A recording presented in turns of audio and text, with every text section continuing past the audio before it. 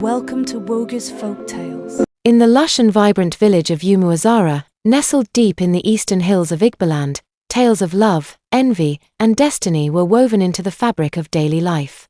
The village, known for its fertile lands and skilled craftsmen, was home to a pair of inseparable twin sisters, Amaka and Amanda. Identical in appearance yet distinct in character, they were the pride of their family and the envy of many in the village. Amaka, the elder by mere minutes, was as bold as the morning sun. She had a voice that could command attention and a confidence that belied her humble upbringing. Amanda, on the other hand, was the gentle moonlight, calm, reflective, and nurturing. Together, they were often called Ugonma, the beauty of the eagles, for their striking resemblance and unmatched grace.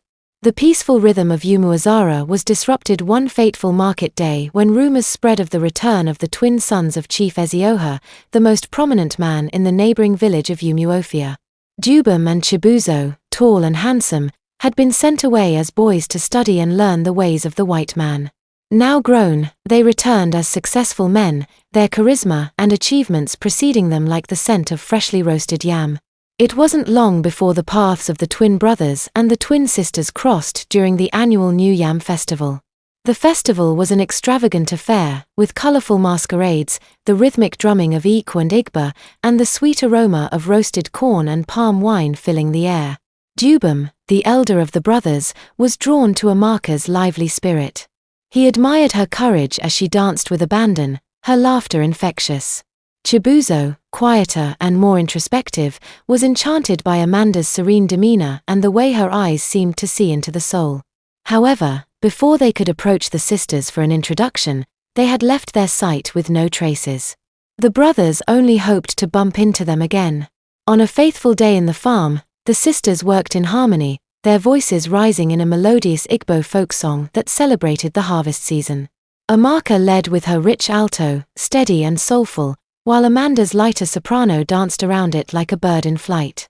Their song floated through the dense forest, carried by the breeze until it reached the ears of two young men taking a stroll. Dubum and Chibuzo, who had decided to explore Umuazara after being away for such a long time. "Did you hear that?" Chibuzo asked, stopping in his tracks. Dubum tilted his head, listening. The harmony of the voices struck a chord within him, evoking a sense of nostalgia and longing. "It's coming from that direction," he said, pointing towards a path flanked by towering palm trees. The brothers exchanged glances. Without a word, they turned and followed the music, their footsteps muffled by the soft forest floor. Unaware of their audience, Amaka and Amanda continued their work, pausing only to laugh and tease each other. Amaka, ever playful, began to mimic Amanda's precise movements, causing her twin to swat her with a leafy branch. "You're wasting time," Amanda chided, though her lips curved into a smile. "And you're too serious," Amaka retorted, sticking out her tongue. The sound of rustling leaves drew their attention. Amanda froze, her hand tightening around the handle of her machete. Amaka, always quick to speak, called out, "Who's there?" Dubum and Chibuzo stepped into the clearing, their tall frames backlit by the dappled sunlight filtering through the trees. For a moment, neither side spoke, the air charged with the weight of the unexpected encounter. "Forgive us," Dubum began, his voice calm and assured. "We heard your singing and were drawn here."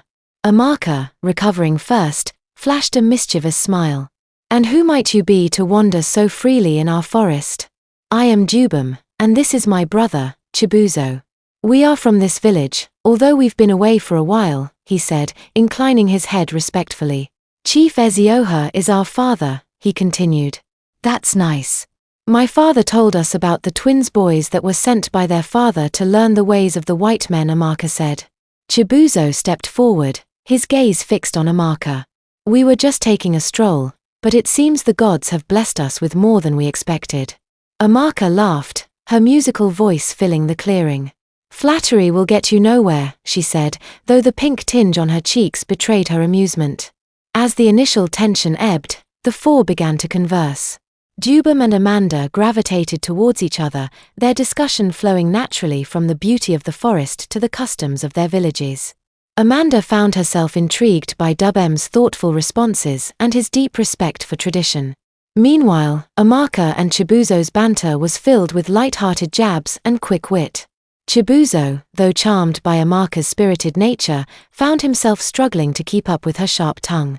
"You're bold for a maiden," Chibuzo said, a grin tugging at his lips. Their laughter echoed through the forest, blending with the rustling leaves and distant chirping of birds. As the sun dipped lower in the sky, casting a warm amber glow, the brothers offered to help carry the sisters' firewood back to the village. Despite Amanda's initial protests, the men insisted. "It would be unkind to let you bear this burden alone," Dubum said, lifting a bundle with ease. The walk back was filled with stories and laughter. Amanda and Dubum exchanged meaningful glances, their unspoken connection growing with every step. Amaka, on the other hand, teased Chibuzo mercilessly, her laughter ringing out whenever he stumbled over a witty retort. When they reached the outskirts of the farmland, the brothers paused. "We must return to our father's compound," Dubum said. "But we hope to see you again. Perhaps at the market," Amanda suggested, her voice steady but her heart racing. "Or at the stream," Amaka added with a wink. Chibuzo chuckled. "Well, hold you to that." The encounter did not go unnoticed. As the sisters returned home, carrying a newfound excitement. As the two set of twins bonded, whispers began to circulate. Among the most vocal was Ezin, the daughter of a wealthy palm wine tapper. Known for her striking features and her father's riches, Ezin had set her sights on Dubum long before his return. She seethed as she watched him choose Amanda, who, in her eyes, was a mere farmer's daughter. Others in the village, too, whispered behind closed doors. Why should the daughters of a poor farmer win the hearts of such prominent men? They questioned. "It cannot be," Ezin muttered, her envy flaring. "Why would men of such stature choose them?" But the sisters paid little mind to the gossip. Their thoughts were consumed by the twin brothers and the inexplicable pull they felt towards them. Shortly after, the brothers, accompanied by their father, visited the home of the twin sisters, bringing an offering of palm wine to their parents as a formal declaration of their intent to marry the daughters. The joy on the parents' faces was unmistakable. They warmly welcomed the visitors and called on their daughters to confirm their acceptance of the proposal. The sisters nodded in agreement, sealing the moment with their consent. In Umuazara, tradition dictated that twin sisters preparing for marriage must weave identical palm frond mats, a symbol of unity and readiness for their new roles as wives. This practice was overseen by the oldest women in the village, who guided the brides-to-be with advice and blessings. Amaka and Amanda embraced the task with enthusiasm, their hands working tirelessly as they wove intricate patterns into the mats. Elder Neka, the most respected woman in the village, watched over them, occasionally sharing stories of her own youthful days. The mats were more than a requirement, they were a legacy. The patterns depicted the harmony of the sisters' bond and their shared dreams for the future. As the mats neared completion, villagers gathered to admire the artistry, whispering about the love that inspired such perfection. The day of the marriage arrived with great fanfare. The village square, adorned with colorful fabrics and garlands of fresh flowers, was alive with music and laughter. Amaka and Amanda, resplendent in matching coral beads and wrappers of shimmering gold, were a vision of beauty. Their twin mats, now complete, were displayed proudly at the entrance to the square, a testament to their unity and readiness for marriage. Dubum and Chibuzo, dressed in elegant iziagu, stood tall and proud as they awaited their brides. The air buzzed with excitement as the elders blessed the unions, invoking the gods to grant the couples long life, love, and prosperity. The marriage ceremony was the grandest Umuazara had ever seen. Dubum and Amanda, like the sun setting gently over a calm lake, brought balance and wisdom to their union. Chibuzo and Amaka, like a roaring river and the rocks that shaped its course, found strength in their passionate love. Even Ezin, who had once harbored jealousy, softened in the face of such genuine happiness. She chose to step back, her bitterness melting away as she realized that love was not something to be claimed but something to be shared. As the years passed, the twin couples became pillars of their community.